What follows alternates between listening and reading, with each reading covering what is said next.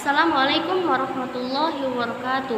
Perkenalkan, nama saya Zahra Lutfia Sagaf dari Prodi Pendidikan Agama Islam, Institut Para Hikmah Indonesia.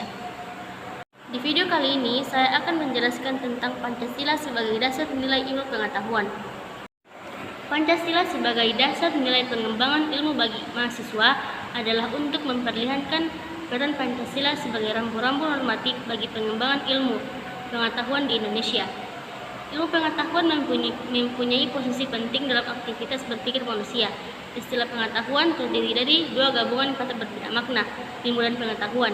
Segala sesuatu yang kita ketahui merupakan definisi pengetahuan, sedangkan ilmu adalah pengetahuan tentang suatu bidang yang disusun secara sistematis menurut metode tertentu. Pancasila adalah gagasan vital yang berasal dari kebudayaan Indonesia. Artinya, nilai-nilai yang benar-benar diramu dari sistem nilai bangsa Indonesia sendiri. Pengembangan IPTEK tidak dapat terlepas dari situasi yang melingkupinya. Artinya, IPTEK selalu berkembang dalam situasi ruang budaya. Kemajuan dan perkembangan IPTEK selalu berkembang dalam perkembangan IPTEK sangat diperlukan dalam upaya mempertahankan segala kekayaan yang dimiliki oleh Indonesia serta menjawab segala tantangan zaman. Maka dari itu, IPTEK dan Pancasila antara satu dengan yang lain memiliki hubungan kohesif. Kedua, ilmu dalam perspektif historis. Ilmu pengetahuan berkembang melangkah secara bertahap menurut dekade waktu dan menciptakan zamannya, dimulai dari zaman Yunani kuno, abad tengah, abad modern sampai abad kontemporer. Masa Yunani kuno, saat ilmu pengetahuan lahir, kedudukan ilmu pengetahuan identik dengan filsafat bercorak mitologis. Memasuki abad tengah,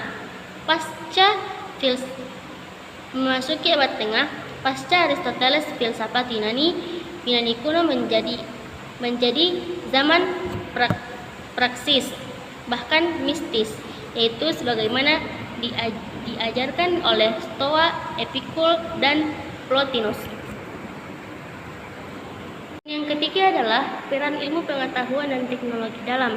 Ilmu pengetahuan adalah suatu kesatuan fenomena yang diketahui dan dipahami secara logis, rasional, objektif, dan induktif, empiris dalam pikiran manusia. Ketika ilmu pengetahuan diterapkan dan diwujudkan secara konstrik untuk memenuhi kebutuhan hidup manusia, disebut teknologi. Contohnya biologi, ilmu pengetahuan.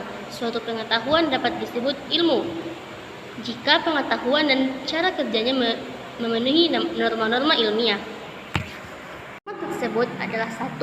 Mempunyai dasar pembenaran, 2. Bersifat sistematik, dan 3. Bersifat intersubjektif.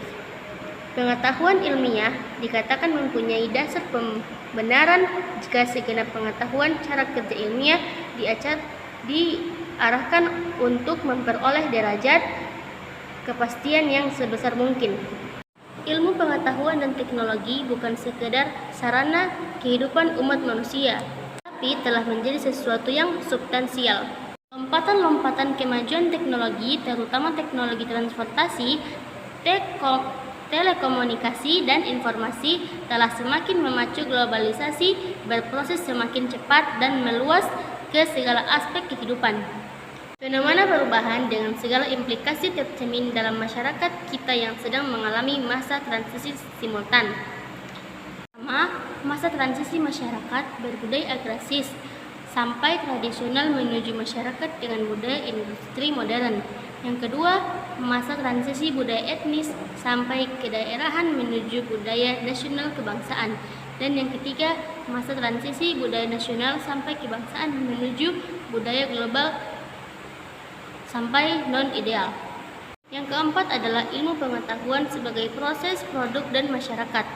Dalam posisinya yang substansial bagi kehidupan umat manusia, ilmu pengetahuan telah menampilkan diri baik dalam bentuknya sebagai proses, produk, maupun masyarakat. Sebagai proses, ilmu pengetahuan menampakkan diri sebagai aktivitas atau kegiatan kelompok ilmuwan dalam upayanya untuk menggali dan mengembangkan ilmu melalui penelitian, eksperimen, ekspedisi dan sebagainya. Sekian dari saya. Assalamualaikum warahmatullahi wabarakatuh.